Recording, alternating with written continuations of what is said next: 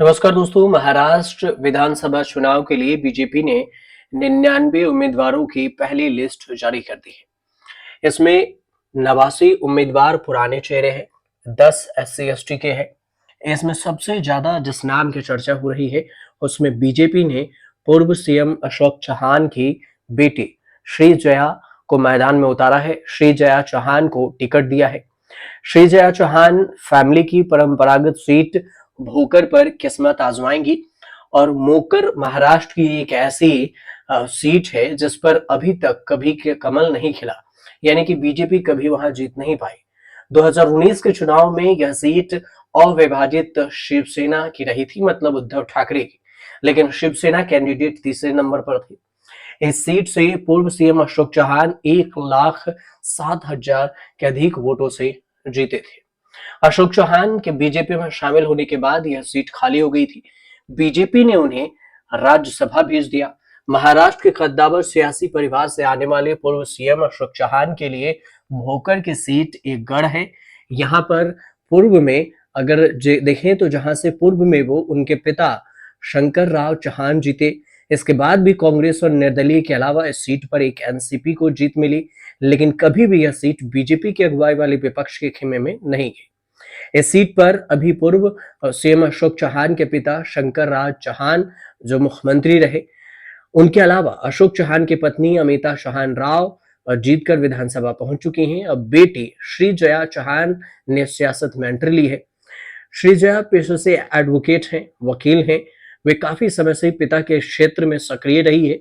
पिता के कांग्रेस छोड़ने के बाद श्री जया भी बीजेपी में आ गई। श्री जया चौहान ने अपने दादा और पिता के साथ मां अमिता की तस्वीर लगाते हुए लिखा कि परंपरा जनसेवा की, गवाही विकास की, यानी चौहान परिवार भोकर की सालों से सेवा कर रहा है और विकास इसका प्रतीक है। ये श्री जया ने भी पोस्ट किया। महाराष्ट्र के पूर्व सीएम अशोक चौहान की दो बेटियां हैं, उनके नाम सुजया और श्रीजया चौहान है। चौहान अपनी बेटियों को काफी प्यार भी करते हैं और एक बार अशोक चौहान ने माइक क्वीन की कविता के जरिए अपनी दोनों बेटियों के प्रति अपने प्रेम को दर्शाया था। अब कांग्रेस नेता राहुल गांधी की भारत जोड़ो यात्रा में अशोक चौहान की बेटी श्रीजया ने बढ़ चढ़कर हिस्सा लिया था। वह भारत जोड़ो यात्रा में भी राहुल गांधी के साथ कुछ किलोमीटर तक चली थी। पिछले दिनों जब उनकी बेटियों के राजनीति में आने को लेकर सवाल हुए थे, तो अशोक चौहान ने कहा था कि अगर मेरी बेटी राजनीति में आना चाहेंगी तो मैं उन्हें नहीं रोकूंगा।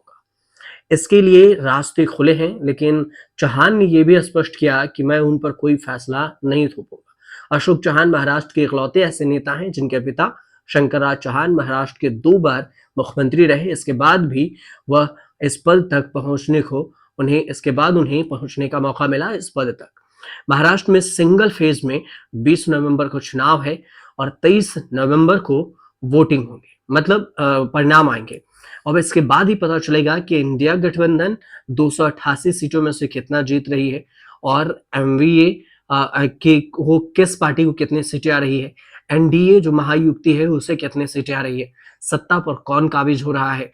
फिलहाल जो अशोक चौहान की बेटी को लेकर जो मैदान में अभी उतरी हैं, उनको लेकर काफी चर्चा है कि नए फेस और अशोक चौहान कांग्रेस छोड़कर बीजेपी में आए हैं अभी हाल ही में, और वो राज्यसभा गए, बेटी को विधानसभा का टिकट मिला। तो इस वजह से तीसरी पीढ़ी को मैदान में उतारे जाने को लेकर चर्चा हो रही है। अब हार जीत किसकी होती है, ये जब 23 नवंबर को चुनाव परिणाम आएंगे उसके बाद ही पता चल पाएगा। फिलहाल आपको जानकारी अच्छी लग रही हो तो चैनल को सब्सक्राइब जरूर कर लीजिएगा, कमेंट कर हमें जरूर बताइएगा।